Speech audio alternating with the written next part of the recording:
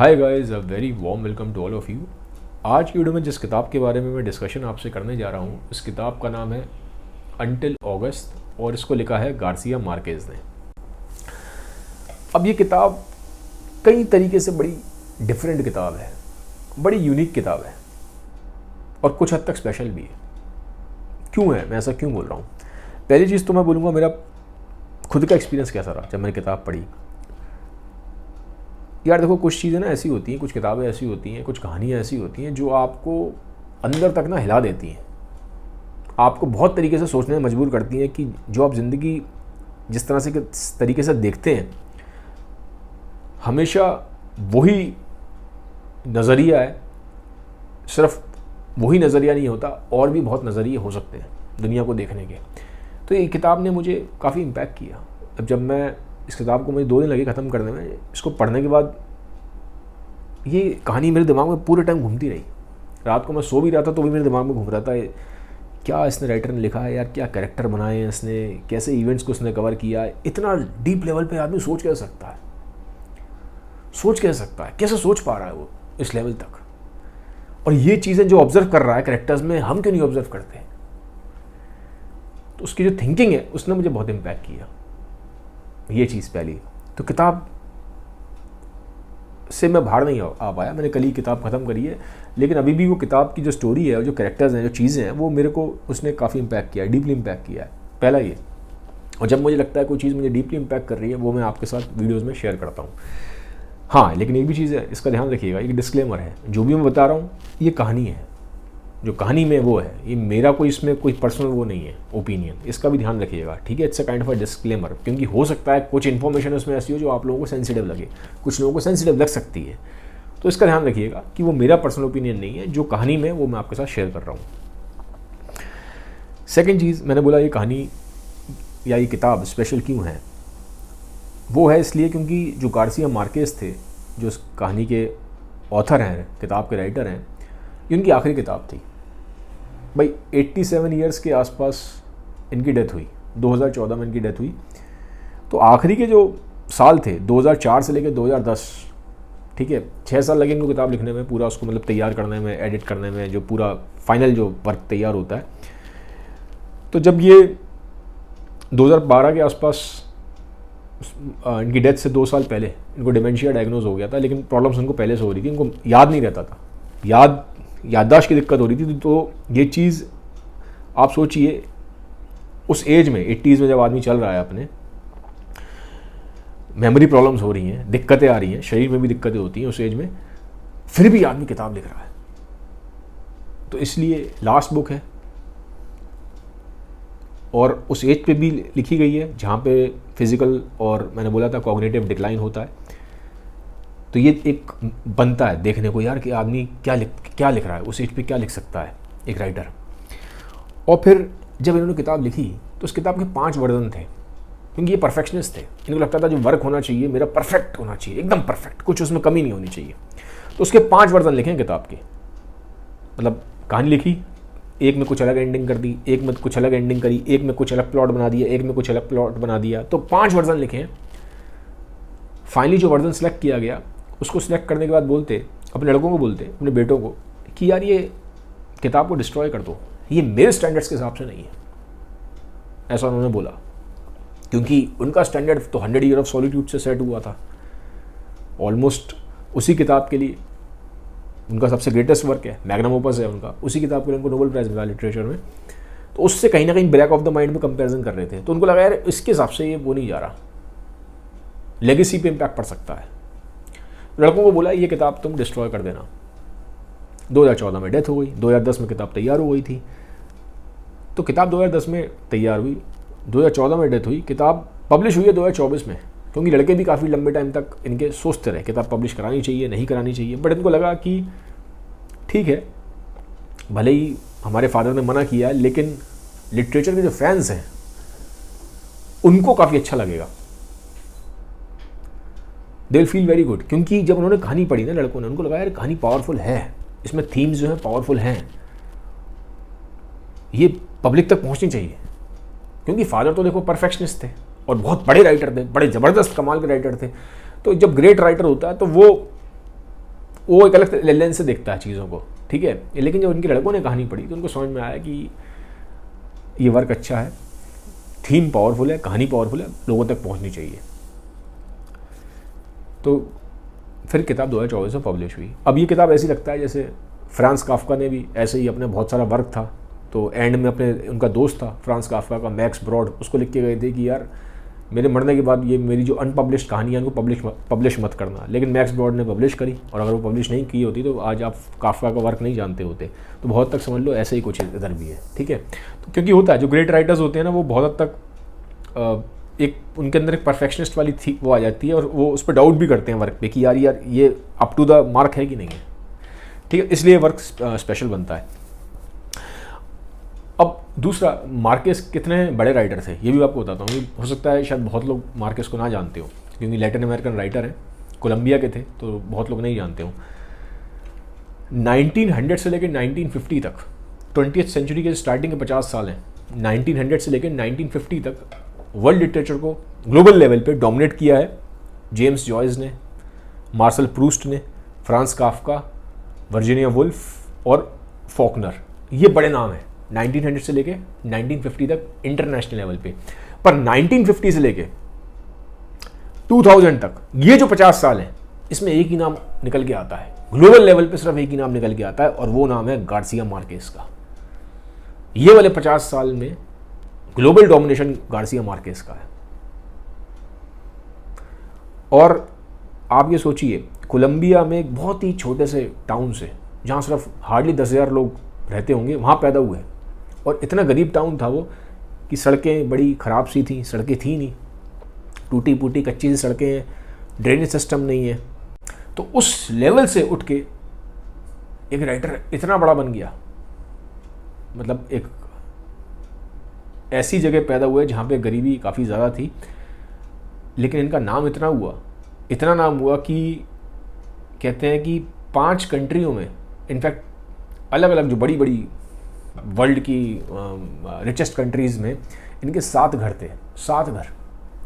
और आधे घंटे के इंटरव्यू के लिए गार्सिया मार्केस की जो फीस थी, आप कह सकते हो, या जो उनको पेमेंट करने के लिए लोग तैयार थे इंटरव्यू लेने के लिए, आधे घंटे का गार्सिया मार्केस के $50,000, $50,000। दैट मीन्स इंडिया के अगर मैं कन्वर्ट करूँ तो 42 लाख के आसपास बनते हैं। और उसमें भी मार्केस बहुत बार मना कर देते थे, ठीक है। बहुत बड़े बड़े जो पॉलिटिशियंस थे वो मार्केस की कंपनी के लिए वो रहते थे कि यार हमको अब अपने साथ लो, आप हमको अपनी कंपनी में लो, हम आपके साथ दिखाई दें फोटोज़ में, वीडियोज़ में, ताकि लेवल इतना है, औहदा उस बंदे का उतना है। आप सोच सकते हैं, एक राइटर है, लेकिन इस जो कंट्री के बड़े बड़े पॉलिटिशियंस हैं वो डेस्परेट हो रहे हैं कि हमें इसके साथ फ़ोटो खिंचवानी है, हमें इसके साथ वीडियोस में आना है, हमारी पब्लिक रैली में दिखाई दे। तो बहुत बड़ा नाम है, ठीक है। मार्सिया मार्केस का नोबेल प्राइज़ विनर तो है ही, तो वर्ल्ड फेमस थे। तो मैंने बोला ना, जैसे कि 1950 से लेकर 2000 के आसपास जो ग्लोबल लिटरेचर का जो डोमिनेशन है वो मार्केस का है। अब क्यों है, आप पूछेंगे ऐसा क्या है इनकी राइटिंग में। सबसे बड़ी चीज़ तो ये है कि एक तो मैजिकल रियलिज्म है। मैजिकल रियलिज्म क्या होता है, जो नए नए हैं अभी लिटरेचर में, हो सकता है ना इस वर्ड को जानते हो। मैं आपको एग्जाम्पल के साथ समझाता हूँ। इनका जो सबसे ग्रेटेस्ट वर्क है वो है 100 year of solitude. 100 year of solitude में जो मेन कैरेक्टर है उसका नाम है जोस बुंदिया। तो ये जो जोस बुंदिया है ये बड़ा शरीर से ताकतवर है, बॉडी से जो उसकी फिजिकलिटी है एक्सट्रीमली पावरफुल है। इतनी पावरफुल है कि जब वो घर में एंटर करता है तो ऐसा लगता है घर में भूकंप आ गया हो, पूरा घर हिल जाता है, बड़ी बड़ी कारें उठा के ऐसे फेंक देता है। तो शरीर से ताकतवर है, लोग देख के घबरा जाते हैं, डर जाते हैं, यार जोस बुंदिया। और बड़ा जीदार आदमी है। एक जगह ऐसा हुआ है कि जोस बुंदिया का भाई होता है ऑरलेनो को मारने के लिए कब्रिस्तान के आसपास उसका घर होता है जोस बुंदिया का, तो उसके भाई को वहाँ लेके आते हैं। वो अपने मेन घर में नहीं रहता, कब्रिस्तान के पास रहता है। तो उसके भाई को, ऑरलेनो को, जो दुश्मन होते हैं वो लेके आते हैं मारने के लिए, और एक समझ लीजिए बड़ा पोल होता है उस पर बांध देते हैं और उसको शूट करने वाले होते हैं। इतने में जोस बुंदिया अपनी जान की बाजी लगा के, सोचो वहाँ बहुत सारे थे एनिमीज मारने के लिए, लेकिन जो उसका भाई होता है जोश बुंदिया, वो अपनी जान की परवाह करे बिना हाथ में उसने गन पकड़ी और सबको मारता हुआ आता है, दूर से मारता हुआ आ रहा है, कोई परवाह नहीं है, जान चली जाए तो चली जाए। तो आप देखेंगे बड़ा बहादुर है, बड़ा वैसा बंदा है, शरीर से ताकतवर है, बहादुर है, जान की बाजी लगाता है, जाबाज है। लेकिन कहानी में, अब यहाँ से मैजिकल रियलिज्म समझ में आएगा। मैजिकल रियलिज्म क्या होता है? कहानी में जब जोश बुंदिया की डेथ होती है, एक कमरे में जाता है और एक आवाज़ आती है गोली की, धाएं, और वो मर जाता है। अब ये नहीं मालूम पड़ता कि सुसाइड किया, क्या किया, ये नहीं कोई जानता, लेकिन आवाज़ आती है, इतना ताकतवर बंदा है और वो मर गया। उसके शरीर से खून निकलता है, और जो खून है उसके कमरे से निकलता है, घर से निकलता है, और फिर पूरे टाउन में खून घूमता हुआ जाता है बहुत दूर तक जाता है। क्योंकि मैंने बोला जोश बुंदिया रहता कहाँ था? कब्रिस्तान के पास एक जगह रहता था, मेन घर में नहीं रहता था जहाँ उसके माँ बाप थे। तो उस घर से निकलता हुआ खून पहुँचता है सीधा उसके मेन घर में। उसके मेन घर में भी मेन गेट सेंटर ही लेता है, मेन पहले कमरे में जाता है, पूरा लॉबी में से होता हुआ जाता है, पूरा घर घूमता हुआ पहुंचता है किचन में। क्यों? किचन में होती है उसकी माँ जोश बुंदिया की, और जैसे ही वो खून देखती है वो समझ जाती है ये जोश बुंदिया का खून है। भागती है वो, नंगे पैर है, किचन में से निकल के भागती है, सड़कों पर भाग रही है, नंगे पैर भाग रही है, और सीधा उसके घर में पहुंचती है जोश बुंदिया के, जो कब्रिस्तान के पास है। दरवाज़ा खोलती है, धाड़, बाहर वाले रूम में जोश बुंदिया की बीवी है, उसको नहीं मालूम पड़ा, लेकिन माँ पहुंचती है, और जैसी दरवाज़ा खोलती है उसका जोश बुंदिया का रूम का, तो देखती है कि जोश बुंदिया डेड है, उसकी लाश पड़ी है, बारूद की जो स्मेल है पूरे कमरे में आ रही है। तो ये है मैजिकल रियलिज्म, कि वो जो खून है वहाँ से निकल के कैसे वहाँ तक पहुँचा। अभी क्यों इसको रखा है आप सोचो। अब ये मैजिकल एलिमेंट लगता है, ऐसा थोड़ा ना होता है कि खून निकल के वहाँ तक चला जा रहा है खून। इसलिए रखा है क्योंकि ये दिखाने के लिए वो जो कैरेक्टर है वो कितना पावरफुल है जोश बुंदिया, कि जब वो मर रहा है तो इतना बड़ा इम्पैक्ट है पूरी कहानी पे। और आप देखेंगे इन जनरल भी आप देखेंगे ये दिखाने के लिए कि कहीं लाइफ में, सच में ज़िंदगी में एक ऐसा इंसान होता है जो लार्जर देन लाइफ ज़िंदगी जीता है, जो कम जिएगा पर जिएगा राजा जैसा। इतना जाबाज होगा कि उसके सामने 50 खड़े हैं, 100 खड़े हैं, वो अकेला लड़ जाएगा, सिर्फ परवाह नहीं है अपनी ज़िंदगी की। इतना उसके अंदर, इतना फियरलेस होता है, इतना जाबाज होता है वो। ऐसे लोग होते हैं। तो ऐसे ही जोश बुंदिया है, फियरलेस, फिजिकलिटी एक्सट्रीमली पावरफुल। और मेन ऐसा लगता है, और ये बात सच है, जब कहानी में उसकी डेथ होती है तो उसके बाद कहानी बड़ी ऐसा लगता है कुछ जान से निकल गई हो, कहानी से, आत्मा से निकल गई हो।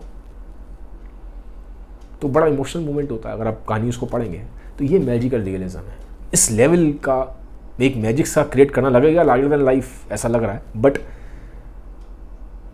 उसको दिखाने का रीज़न है क्योंकि वो कैरेक्टर में सूट कर रहा है, वो कैरेक्टर है ही ऐसा। तो ये मैजिकल रियलिज्म है। एक जगह और भी कहानी में, जो कहानी का जो मेन बंदा है जिसने स्टार्टिंग करी है, क्योंकि 7 पीढ़ियों की कहानी है, 6-7 पीढ़ियों की कहानी है 100 Years of Solitude। जो स्टार्टिंग पीढ़ी में जो सबसे मेन बंदा है, जब उसकी डेथ होती है तो आसमान से जो फ्लावर्स होते हैं उसकी बारिश हो रही है। क्यों? आपको लगेगा तो मैजिक है। क्यों? क्योंकि वो जो कैरेक्टर है उसने आगे पीढ़ियां आगे बनाई हैं, वो मेन बंदा है। वो नहीं होगा तो पीढ़ियां नहीं होंगी। वो फाउंडिंग फादर है उस पूरी जगह का, क्योंकि एक नया लैंड ढूंढा जाता है। तो वो मेन बंदा है। तो इसलिए जब उसकी डेथ होती है, उसको पेड़ पे, उसको एंड में उसको इंसैनिटी हो जाती है, उसको मेंटल कंडीशन उसकी ठीक नहीं रहती, मेंटल हेल्थ, तो उसको पेड़ पे बांध देते हैं। तो वहाँ जब उसकी एंड जब डेथ होती है तो उसमें ऐसा दिखाया गया कि वो इतना स्पेशल कैरेक्टर है कि ऊपर से फूलों की बारिश हो रही है, ये दिखाने के लिए कि यार ये बंदा है जो फाउंडिंग फादर है इस पूरे एरिया का, और जो आगे वाली पीढ़ियाँ हैं ये बंदा है जो मेन बंदा है। तो आप देखेंगे इस तरह के जो एलिमेंट्स हैं वो अपनी कहानियों में डालते हैं, ये दिखाने के लिए कि जो मैजिक है और जो रियलिटी है कभी कभी जो उसकी लाइन है बहुत थिन हो जाती है। ठीक है, तो इसलिए मैजिकल रियलिज्म के जो फादर हैं, जो पायनियर हैं, वो बोला जाता है दुनिया में गार्सिया मार्केज हैं। ये आपको दिखाई देगा, इनके वर्क में कई जगह दिखाई देता है, बार बार दिखाई देता है, रिपीटेडली होता है। बट ये वाली जो कहानी है अंटिल अगस्त, अब इसके बारे में बात करूँगा, मैंने इतना लंबा बता दिया आपको राइटर के बारे में, इससे मालूम पड़ेगा कि वो बंदा ग्रेट भी क्यों है, राइटर ग्रेट क्यों है, ये यहाँ से आपको कनेक्ट कर पाएंगे। ये अंटिल अगस्त जो उन्होंने कहानी लिखी है, जो उनका लास्ट वर्क है, इसमें मैजिकल रियलिज्म नहीं है, या बहुत हल्के आपको कुछ एलिमेंट्स दिखाई देंगे, लेकिन ज़्यादातर आपको ये रियलिज्म पे बेस दिखाई देगी कहानी। इसमें मैजिक ऐसा कुछ नहीं है, थोड़ा बहुत मैं बोलूँगा कुछ एलिमेंट्स हैं, लेकिन इतना हैवीली वो नहीं है। नहीं, नॉर्मल वर्क्स में के थोड़ा वो हैवीली दिखाई देता है मैजिकल रियलिज्म। ठीक है, अब आते हैं कहानी पे। अंटिल अगस्त कहानी है किस चीज़ के राउंड, क्या है कहानी में? देखो, कहानी ये एक लड़की की कहानी है, इसका नाम है एना। ठीक है, जो एना है 47 ईयर्स की है। 47 ईयर्स की है, she is very happily married, मतलब बहुत खुश है। और इसके एक लड़का है, एक लड़की है, करीबन शादी को उसके 20-25 साल हो चुके हैं। एंड जो हस्बैंड है वो लविंग है, केयरिंग है, सब कुछ ठीक है इसकी लाइफ में, बहुत अच्छी है अगर आप देखोगे लाइफ। बट उसको एक एक्साइटमेंट की कमी सी महसूस होती है। दूसरा, उसको अपनी मदर की बहुत याद आती है। उसकी मदर की डेथ हो चुकी है, लेकिन जब मदर को दफनाने के लिए लेके जा रहे थे तो वो फ्यूनरल में साथ नहीं गई, क्योंकि वो इतना पेन में थी, इतना सदमे में थी, उसको लग रहा था कि अगर वो वहाँ जाएगी तो वो उस चीज़ को देख ही नहीं पाएगी, उससे बर्दाश्त ही नहीं कर पाएगी। तो अपनी माँ से बहुत प्यार करती थी, और माँ की डेथ के बाद वो जो गम है, वो जो सैडनेस है, उसके अंदर से निकलती नहीं है। उसको बार बार अपनी माँ की याद आती है। अब उसकी माँ को दफन किया गया था एक आइलैंड पे। अब यहाँ से कहानी समझिए, ये एक टाउन में रहती है अपने फैमिली के साथ, एना, लेकिन इसकी जो माँ को दफन किया गया है वो एक आइलैंड पे दफन किया गया है, एक आइलैंड पे। और वो आइलैंड और टाउन के बीच में 4 घंटे का रास्ता है, बीच में समुंदर है। उस समुद्र को क्रॉस करना होता है फेरी से। फेरी मतलब एक स्मॉल शिप है, 4 घंटे लगते हैं वहाँ तक पहुँचने में। अब मदर को वहाँ आइलैंड में क्यों दफन किया गया है, मदर ने वही आइलैंड क्यों चूज़ किया, टाउन वाला चूज़ क्यों नहीं किया, ये यहाँ पे एक सीक्रेट सा बनता है कहानी में। ये भी जैसे जैसे कहानी में आगे चलेंगे आपको समझ में आएगा। तो उसको अपनी मदर की बहुत याद आती है। अब ऑब्वियसली डेली तो नहीं जा सकती, 4 घंटे आना 4 घंटे जाना वो पॉसिबल नहीं है। तो डिसाइड करती है साल में अगस्त के दिन एक दिन ये वहाँ जाएगी, अपनी माँ की जो ग्रेव है, जो उनकी कब्र है, उसको विजिट करेगी। और दूसरा, हर साल वहाँ पे अगस्त में जाके एक अपना सीक्रेट लवर ढूंढेगी। कहानी इसके राउंड है। तो लगातार आप देखेंगे 47 से लेके 50 ईयर्स से 3 साल तक लगातार ये वहाँ जाती है,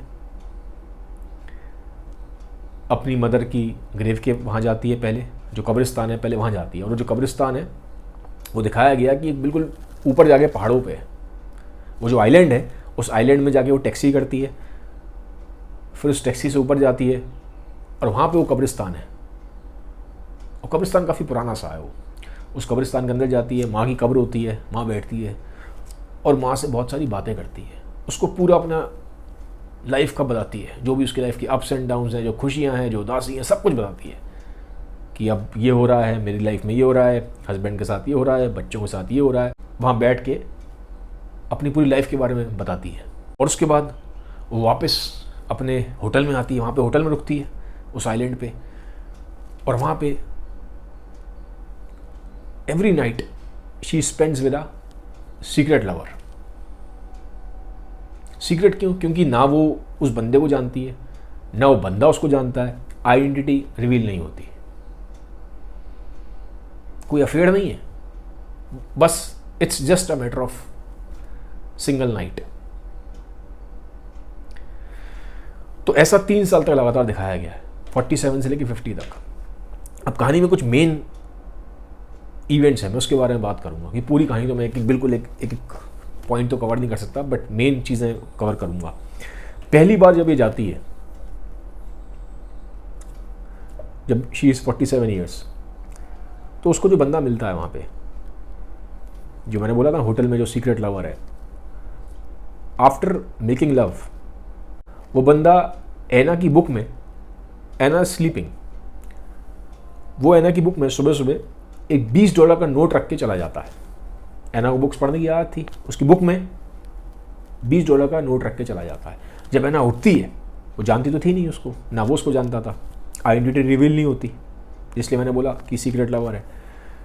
तो जब वो देखती है कि यार $20 का नोट, तो उसको बड़ा गुस्सा आता है, उसको लगता है ये क्या समझ रहा था मुझे, तो ही हैज पेड मी, मतलब व्हाट वाज ही थिंकिंग, क्या मैं ये सब चीज़ें पैसों के लिए कर रही थी? तो उसको बड़ा गुस्सा आता है उस बंदे पे कि मतलब क्या उसके दिमाग में इमेज बैठी है, उस बंदे के दिमाग में, कि वो ऐसे $20 का नोट रख के चला गया।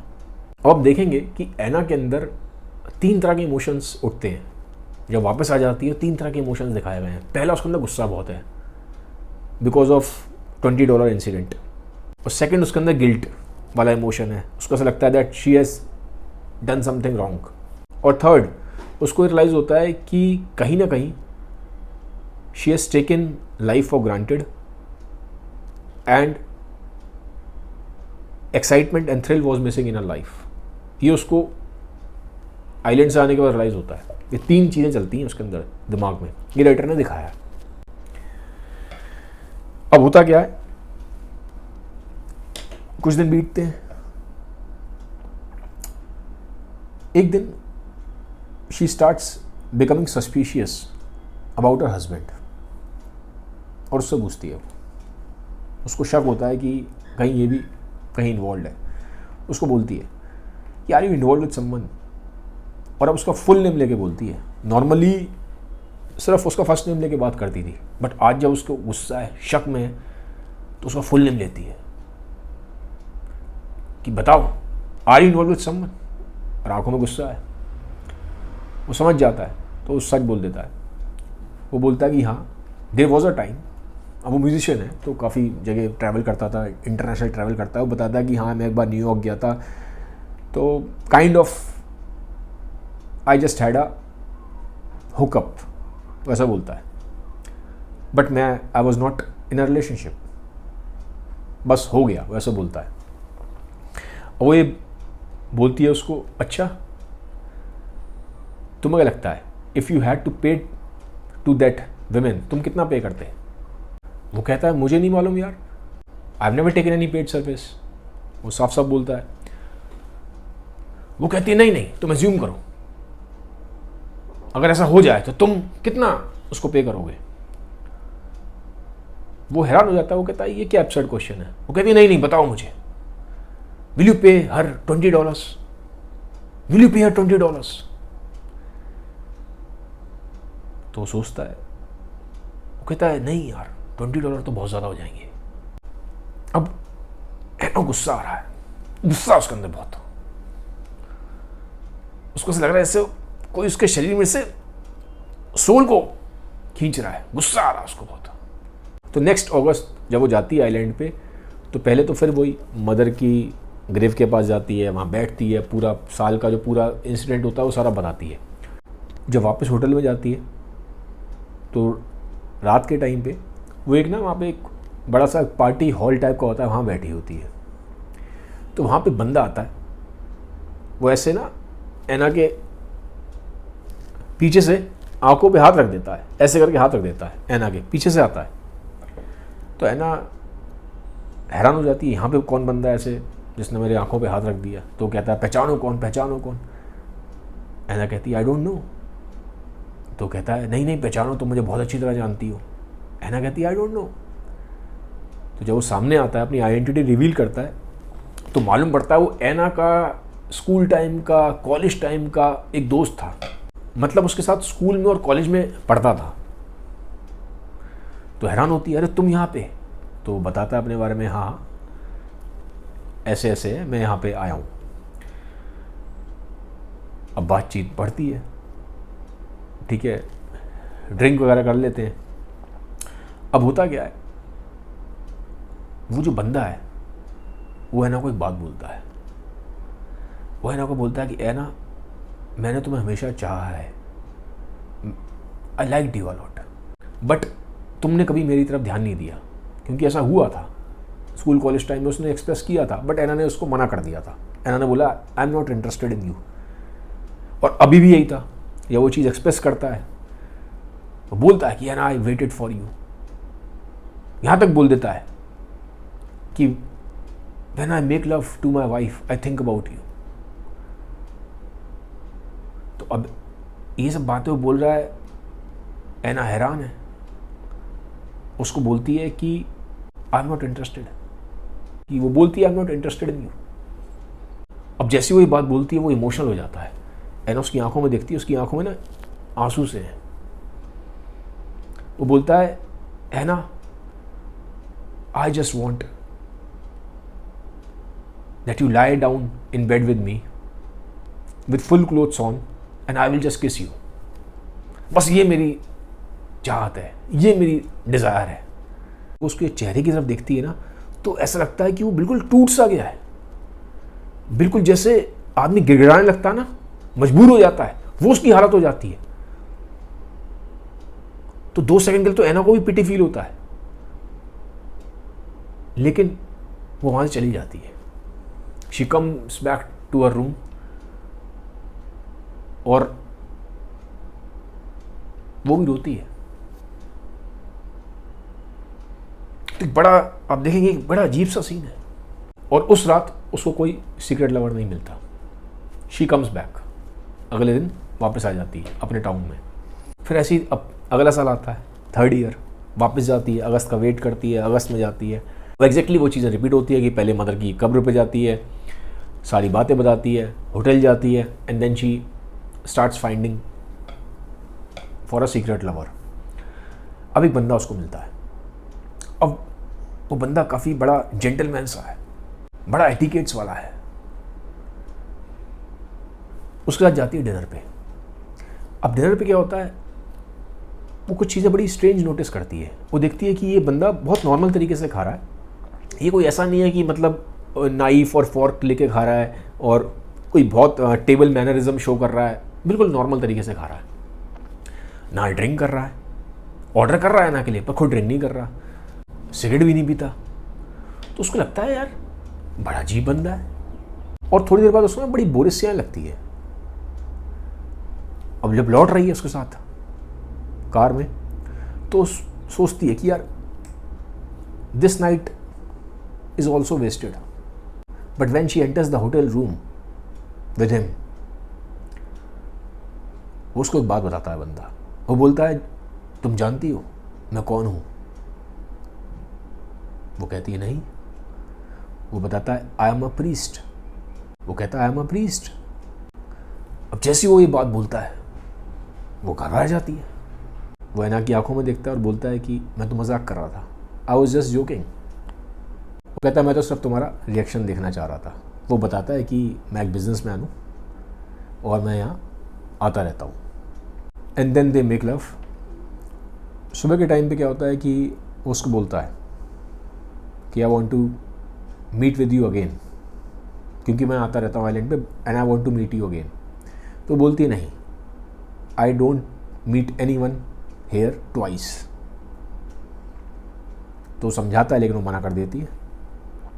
तो जब है ना वॉशरूम में होती है तो बाहर से दरवाज़ा खटकाता है और बोलता है कि आई एम लिविंग और मैंने तुम्हारे लिए तुम्हारी किताब में कुछ छोड़ दिया, एक बार उसको चेक कर लेना।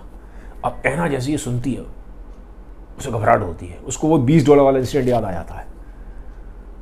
तो जैसे ही वो निकलता है उस रूम से, वो फटाफट बाहर आती है वॉशरूम से और किताब को देखती है। उसे लगता है कि ये भी तो कोई ऐसा नहीं कोई वही इंसिडेंट रिपीट हो जाए $20 वाला। तो फटाफट देखती है किताब को। वो देखती है उसमें विजिटिंग कार्ड है। तो उसके बारे में पढ़ती है, उसमें उसके बारे में सब कुछ लिखा था, उसका नाम क्या है, वो क्या करता है, वो बिजनेसमैन था, और एड्रेस सब लिखा हुआ है, फ़ोन नंबर वगैरह। जब है ना वापस आ रही है फेरी में, तो उस विजिटिंग कार्ड को देखती है किताब पढ़ने की कोशिश करती है लेकिन किताब पढ़ नहीं पाती, विजिटिंग कार्ड को देखती है और उसको विजिटिंग कार्ड को फाड़ देती है, क्योंकि उसको लगता है कि मैं किसी भी इंसान से अब आफ्टर लिविंग द आइलैंड मैं कोई रिलेशन रखना नहीं चाहती, किसी भी तरह की फैमिलियरिटी रखना नहीं चाहती, तो उस विजिटिंग कार्ड को फाड़ देती है। अब जब वापस आती है घर अपने, तो कुछ दिन तो नॉर्मल रहता है सब कुछ, बट वो उस आदमी को भूल नहीं पाती।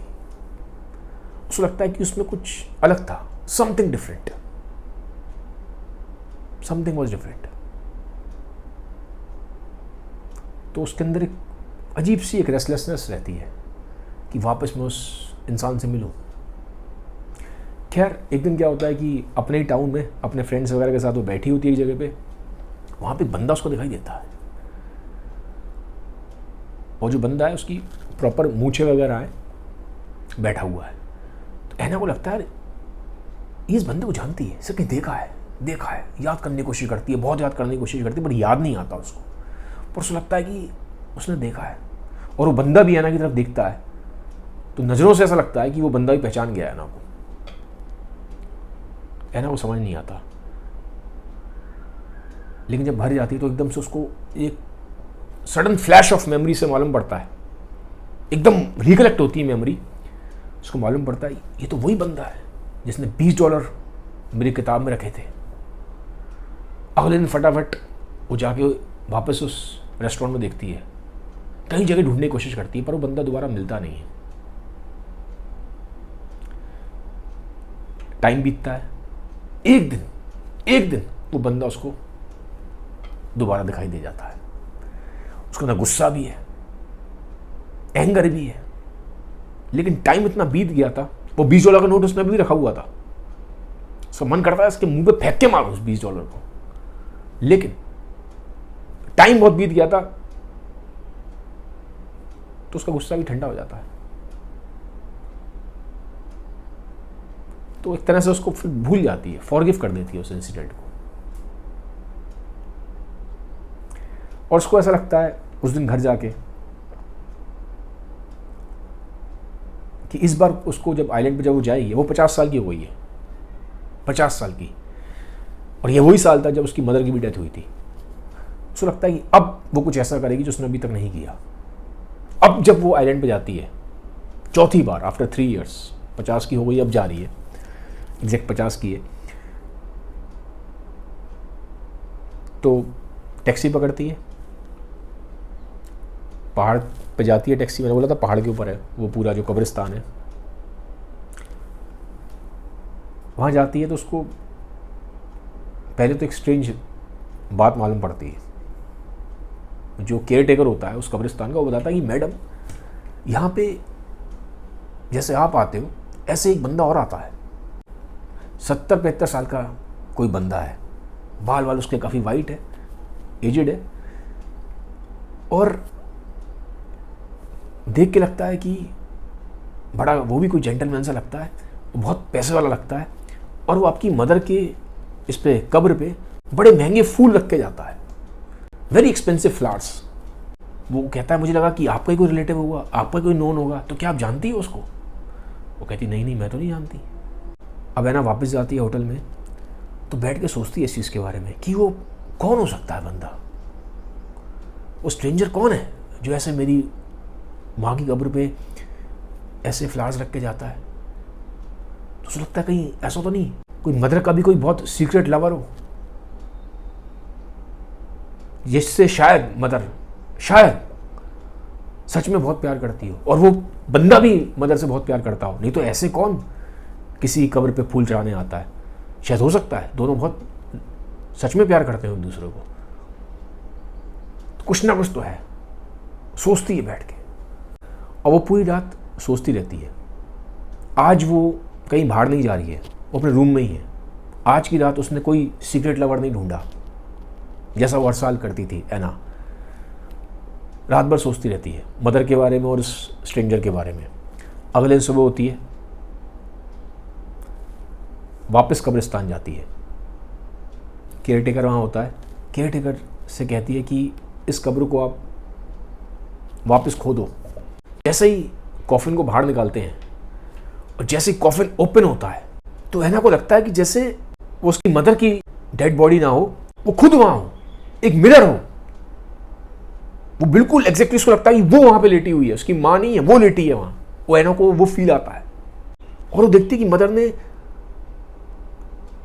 बिल्कुल शादी वाले कपड़े पहने हुए हैं। जो कपड़े उसकी मां ने शादी वाले दिन पहने थे, उसकी फेवरेट ड्रेस थी, वही ड्रेस पहनी हुई है और बिल्कुल वैसे ही सजी हुई है। तो वो देखती है और उसको लगता है कि ये मैं हूं। वो डिफरेंस नहीं कर पा रही है कि वो मदर है कि खुद है ऐना वहां पे। और उसको ऐसा लगता है कि शायद मेरी माँ ने मेरा फ्यूचर देख लिया था, शायद मेरी माँ ने मेरे अंदर की फीलिंग्स को, मैं क्या हूं, मैं क्या चाहती हूं, उसको बहुत पहले ही मेरी माँ ने रीड कर लिया था शायद। थोड़ी देर बाद ऐना बोलती है केयर टेकर को कि आप इसमें जो मदर के रिमेन्स हैं, जो बोन्स हैं, जो हड्डियां हैं, वो आप मुझे दे दो एक बैग में। वो बैग साथ लेके आई थी। तो सारी जितने भी मदर के रिमेन्स होते हैं, जो बोन्स हैं, ठीक है, वो सारी, उसमें मिट्टी भी काफ़ी मिली होती है, तो सारी की सारी उठा के ना वो केयर टेकर उसमें कॉफिन में से निकाल के उस बैग में भर देता है। अब वो बैग लेके है ना, जिसमें उसकी माँ की हड्डियाँ हैं, उसकी मदर के रिमेन्स हैं, उस कब्रिस्तान से बाहर निकलती है। आइलैंड जब वो छोड़ने वाली होती है, जैसे ही वो उस फेरी में बैठती है, छोटी शिप में, तो वापस एक बार आइलैंड की तरफ देखती है और परमानेंटली उस आइलैंड को बाय बोलती है और जितने भी सीक्रेट लवर्स थे उसके वहाँ पे, उन सबको बाय बोलती है। Final good bye. अब शायद वो उस आइलैंड पे दोबारा नहीं आएगी। फेरी पे बैठती है, अपने टाउन पे आ जाती है। अब फाइनल सीन में, लास्ट सीन है, वो अपने घर की तरफ आ रही है। उसका हस्बैंड बाहर खड़ा हुआ उसका वेट कर रहा है। उसके हाथ में बैग है, बैग में माँ की हड्डियाँ हैं, रिमेन्स हैं। वो जैसे ही पास पहुँचती है तो हस्बैंड हैरान हो जाता है। वो कहता है आज तुम लेट आई हो और ये बैग में क्या है? वो कहती है बैग में मेरी माँ है। वो कहता है माँ है? वो घबरा जाता है, इसमें मेरी मदर के रिमेन्स हैं। वो कहता है पर ये तुम यहाँ क्यों लेके आई हो? वो कहती है ये बात तुम ही समझोगे, ये बात सिर्फ मेरी मदर जानती है और मैं जानती हूँ। ये बात सिर्फ मेरी मदर जानती है और मैं जानती हूँ। ये कह के कहानी ख़त्म हो जाती है। तो मुझे ऐसा लगा कि इस कहानी में ना ह्यूमन नेचर की बहुत डीप इंसाइट्स हैं। लव के बारे में बहुत कुछ है, लॉस के बारे में बहुत कुछ है, लोनलीनेस के बारे में बहुत कुछ है, बहुत कुछ है। मैं सब कुछ नहीं कवर कर पाया हूँ और जितना हो सका है मैंने, जितना कर सकता हूँ उतना एक्सप्रेस करने की कोशिश करिए, कवर करने की कोशिश करिए। बट जो उसका रियल, उस कहानी का एसेंस है, वो तो जो पढ़ेगा वही समझ सकता है। और हर बंदे का ना एक लेंस होता है, एक पर्सपेक्टिव होता है कहानी को देखने का, समझने का। तो हो सकता है आपका डिफरेंट हो, बट जो मैंने समझा, जो मैंने देखा, वो मैंने आपके साथ यहाँ पे शेयर किया। मैं एक चीज़ बोलूँगा कि जो लोग मुझे सपोर्ट करना चाहते हैं, कुछ लोगों ने बोला कि हम आपको सपोर्ट करना चाहते हैं, तो मैं यहाँ पे डायरेक्टली आपको एक कोड दे रहा हूँ, आप स्कैन करके डायरेक्टली मुझे सपोर्ट कर सकते हैं। बाकी इस बुक के साथ ही साथ मैं गार्सिया मार्केज की जो बायोग्राफी है उसको भी पढ़ रहा हूँ। बायोग्राफी को लिखने के लिए जो उनके बायोग्राफर थे, उन्होंने 17 साल का टाइम लिया है, 17 साल का टाइम पीरियड, ठीक है। तो उस बायोग्राफी को भी पढ़ रहा हूँ। जैसे जैसे मुझे और मालूम पड़ता जाएगा इनकी लाइफ के बारे में, वो मैं आपके साथ फर्दर वीडियोज़ में शेयर करता जाऊँगा। तो ये था आज का वीडियो। मुझे कमेंट सेक्शन में बताइए ये कहानी आपको कैसी लगी। Have a nice day, bye bye, take care, thank you.